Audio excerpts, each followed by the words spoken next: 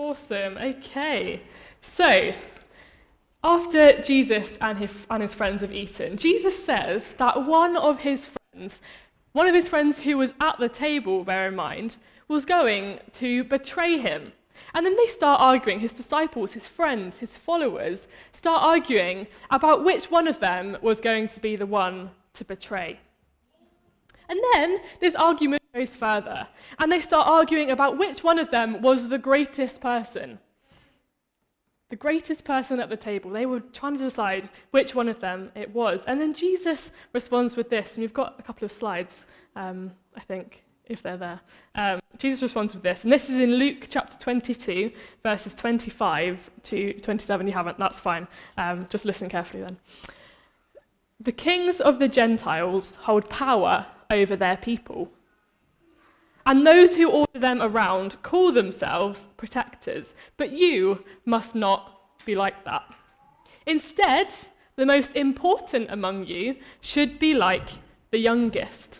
The one who rules should be like the one who serves. Who is more important? Is it the one at the table or the one who serves? Isn't it the one who is at the table? But I am among you as one who serves.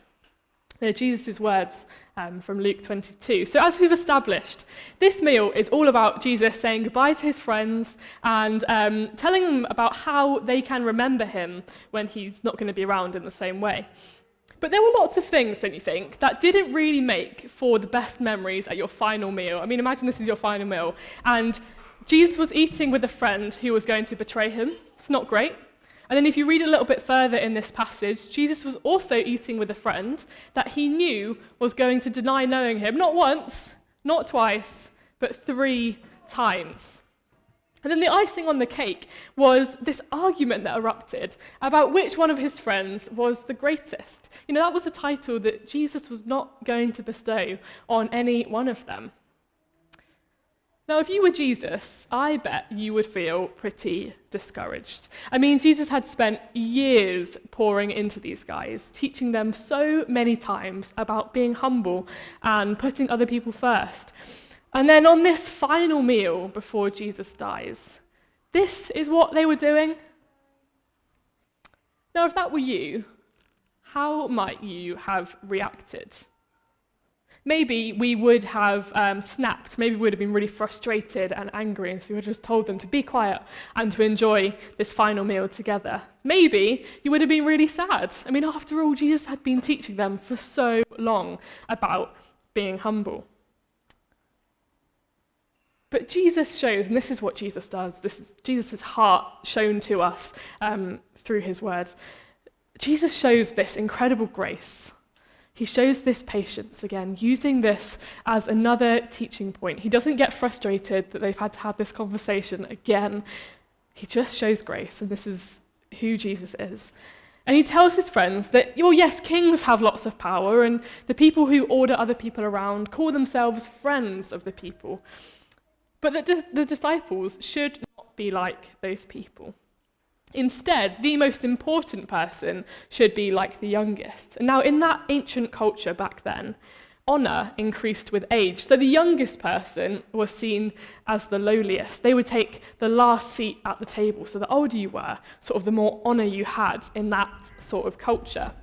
So for Jesus to say that the most important person should be like the youngest was a little bit of a 180 from what the rest of the world how the rest of the world saw power. And this is what Jesus does, again, throughout his ministry. He reshapes our view of worldly things to be a little bit more like his.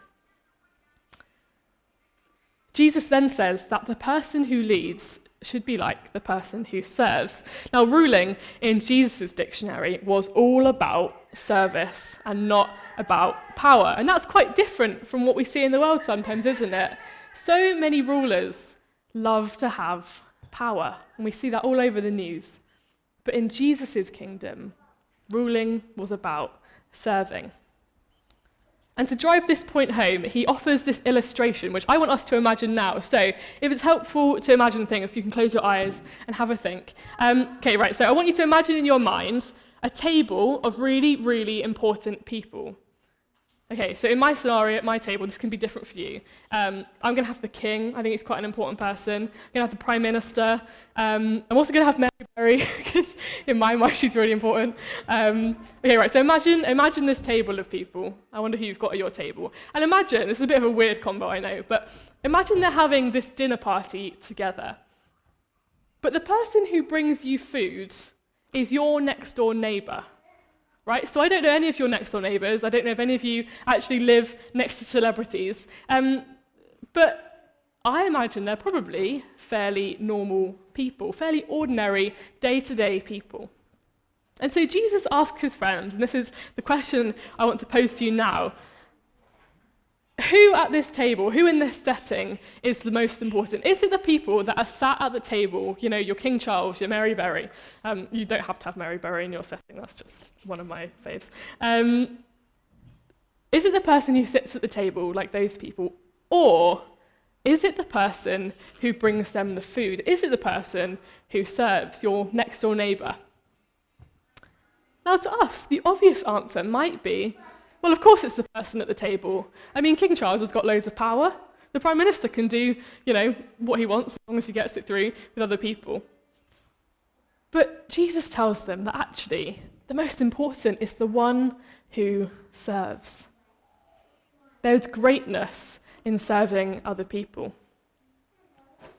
Now, earlier, we gave out some awards, didn't we, to people that we think are great at different things. And like I said earlier, if we had enough time, we could have given out awards to every single person, because we're all great at different things. We all have different talents and skills, both internal and external.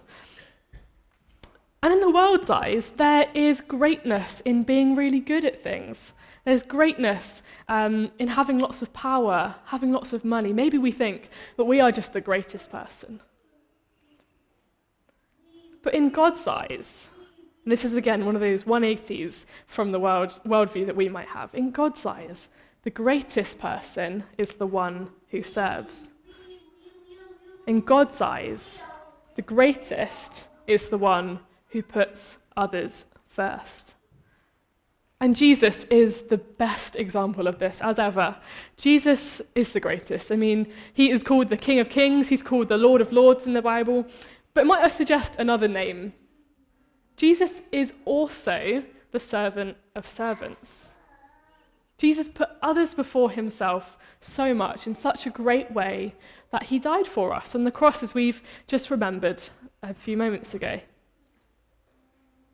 And this is what communion represents.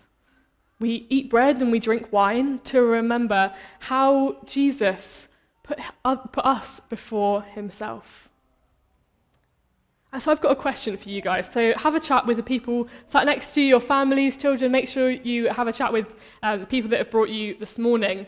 So my question is, how can we be better at putting other people before ourselves? How can we be a bit more like Jesus in that? How can we serve our friends and families best?